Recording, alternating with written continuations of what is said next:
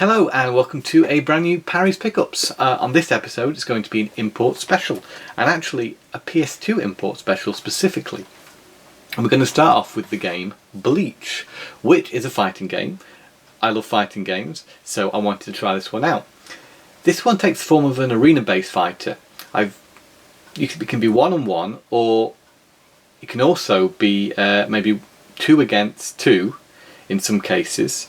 The controls are pretty easy to pick up, not so complicated, so it's quite an accessible game and quite enjoyable. It looks the part as well, it's got some really nice graphics. I think this is the first of the PS2 Bleach games. There are a few of them. For me, it's good enough. I don't feel like I necessarily need to get all the Bleach games. It didn't blow me away that much, but it's certainly a very competent fighting game, and I'm pretty happy with this pickup. It's an affordable game as well, so if you're familiar with the manga anime it is based on, you might get more from it. There is a story mode, but it's all in Japanese, of course. And it's not got fantastic cutscenes or anything. It's played out mostly with static images of the characters and dialogue. So there's not a lot in terms of story, but if you enjoy a good fighter, this is a very well-rounded, competent fighting game. So that's that one. That's Bleach. Move on to another fighter. This one more specifically a one-on-one fighter, and I'm just going to have to look up what this one's called actually, because I'm so prepared, aren't I? Of course it's all in Japanese, so we just have to check this up online, see if we can't find it. I think it's sort of Elemental Gerard or something, or Gerard.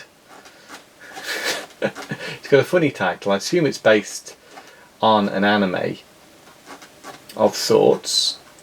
And we're getting there, we nearly found it. It is called Elementar Gerard, or Gerard, or Gerard, or whatever you want to call it. And it's a one-on-one fighting game. It looks very nice. It's got a cel-shaded style to it. Which looks very impressive, and it's always nice when you find a good looking PS2 game, because there are some amazing looking PS2 games out there, and I'd definitely count this among them. It's quite a slow, stiff fighting game. The action doesn't flow particularly well in it. It's very traditional as well. You know, you do the old quarter circles and button presses, and it does share a lot in common with the Street Fighter 2 template. But it's also got weapons in it, and you sort of have this, let's call it a persona character. So you play as this is the main character, and then it has like a side character which will pop out every now and again and help you with your attacks, which is a mechanic used in a lot of fighting games actually. So it's also here. There's guns in this and swords and all sorts. And I've only played as the one character, the main character so far, but as I say, I found the fighting quite slow and stiff, and it didn't really flow very well. But it is a very traditional fighter, so if you like traditional one-on-one fighters, then this is one of those. Would I recommend it? Not really. I mean, it looks great, but it plays very average, I'd say. So maybe not one to go out of your way and get. However, Hakuman Generations, I hope I've said that right. If I haven't, I apologise, is a wrestling game based on, again, a manga and an anime. It's great to play a wrestling game that's so over the top. Nowadays wrestling games are very much simulations, and this is just, as I said, OTT. If you're familiar with the subject matter, you'll know that the nature of this game is pretty crazy. But it's a heck of a lot of fun and reasonably easy to pick up the controls despite not knowing Japanese. Menus are quite easy to navigate as well, but yeah, if you do know Japanese, again, like all these games, you probably get a little bit more out of it. But the way the matches play out is a lot of fun. You find yourself, there's a jump button in it for one, which is not something you necessarily find in wrestling games. Jump up onto the top ropes and fly down on your opponent, or just do lots of crazy over the top moves, and it plays pretty smooth as well. Not the greatest game to look at in the world, but it is a fun game and makes me want to play. Maybe, I think there's an English version, or on the GameCube. I don't know if it's the same game, but you can get an American GameCube. You can get a Ultimate Muscle game, which is what the franchise was called when it left Japan. And it's made me interested to check out that one. I've previously played the GameCube, Japanese GameCube version, which I assume is the same game as the American GameCube version, and that plays very similar. So if you want an English one, maybe check out GameCube imports, or this one plays very well and it's a lot of fun too. The next game is not one I would recommend, I'm afraid, but it is pretty zany. It is called Heavy Metal Thunder. It features music by Sex Machine Guns, which is a fantastic Japanese rock band, but unfortunately the gameplay isn't as I expected. Or at least the part of the game that I played wasn't what I expected. I think there's more to this, but getting through the menus is difficult in this one, and actually understanding what you should be doing is also very difficult. It was a turn-based battle I found myself in. One-on-one, I had to choose a command, and then the opponent chooses the command. It feels a little bit like rock, paper, scissors, but I couldn't get anywhere with it. And despite some wonderful presentations, zany characters, bright colours, lots of cutscenes, FNV, great music, and a really nice presentation of just the game here. The manual is like a little mini magazine. I'd say maybe if you can find it cheap enough, it's worth getting for the artwork that's contained in the there's a concept art. There's even a centerfold of a female character from the game who I haven't encountered in game at all, but definitely promoted heavily within the manual. There's lots of pictures in here, and it seems like a very fun game, but unfortunately for non-Japanese speakers this is going to be a difficult one to get your head around unless there's some videos or guides online that can help.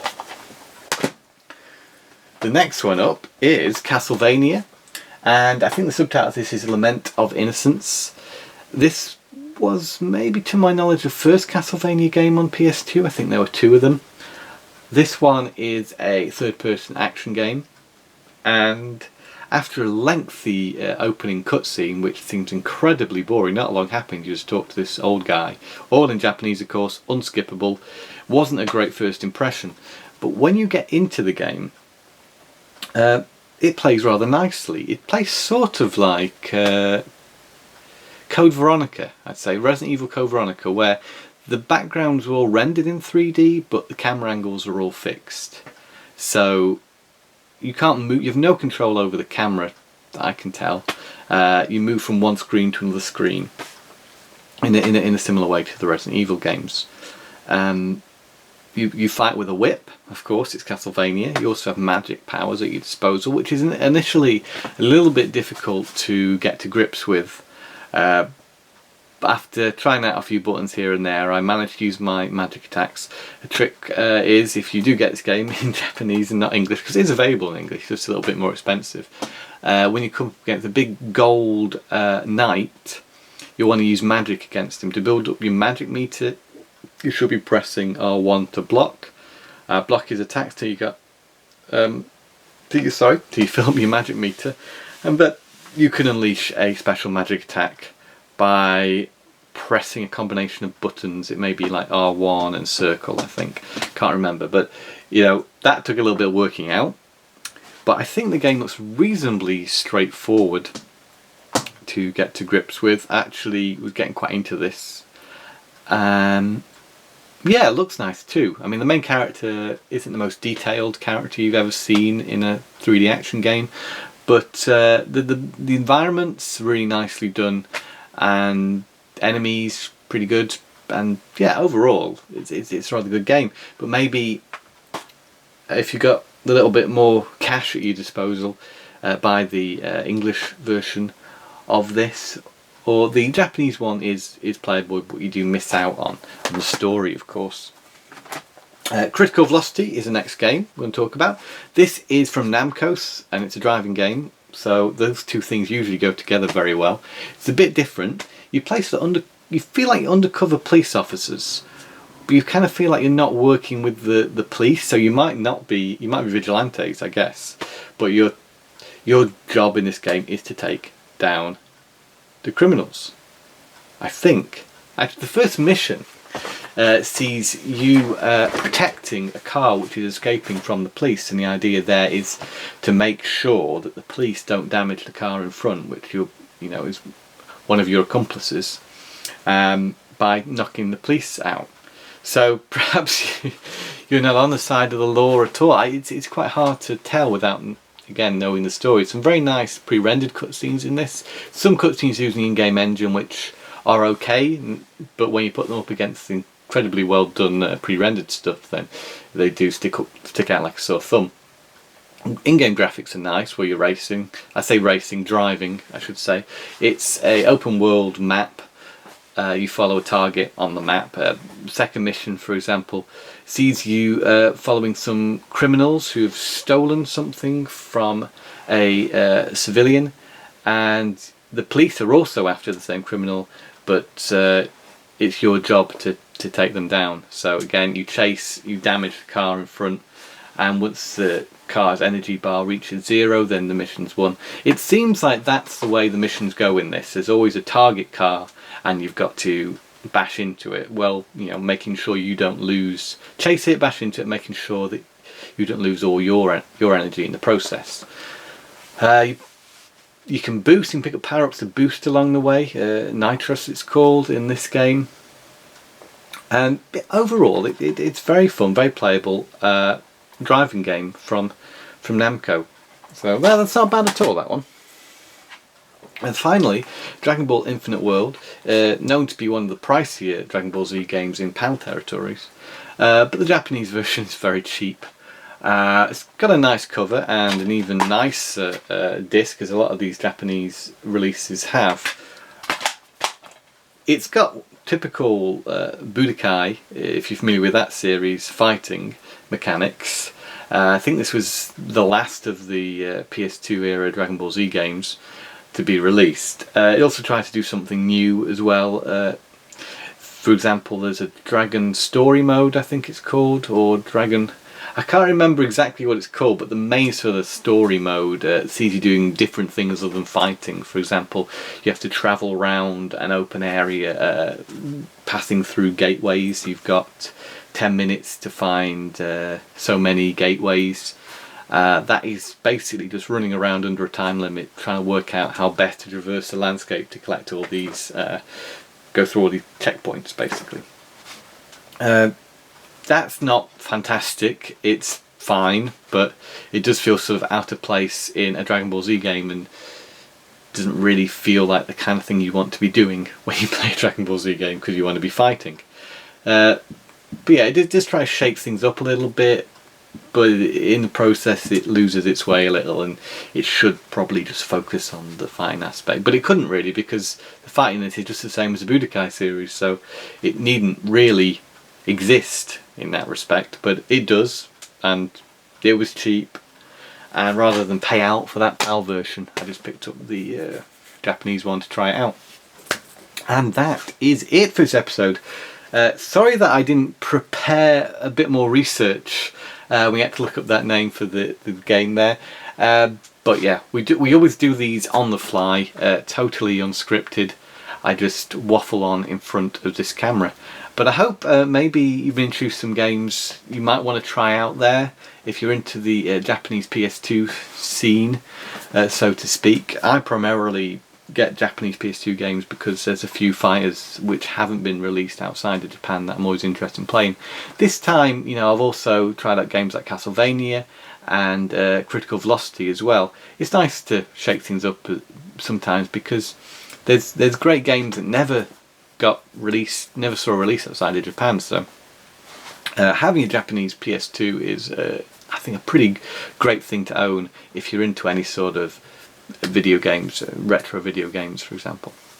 So yeah, that's it for the latest episode of Parry's Pickups. So I hope you've enjoyed it. If you'd like to see more import specials, do let me know if you enjoy these, or maybe they're not of interest because maybe you just don't want to buy import games, which is fair enough as well. Not everybody has the means to play import games. So anyhow, thanks again for watching, and we'll see you again soon for another Parry's Pickups. Game on!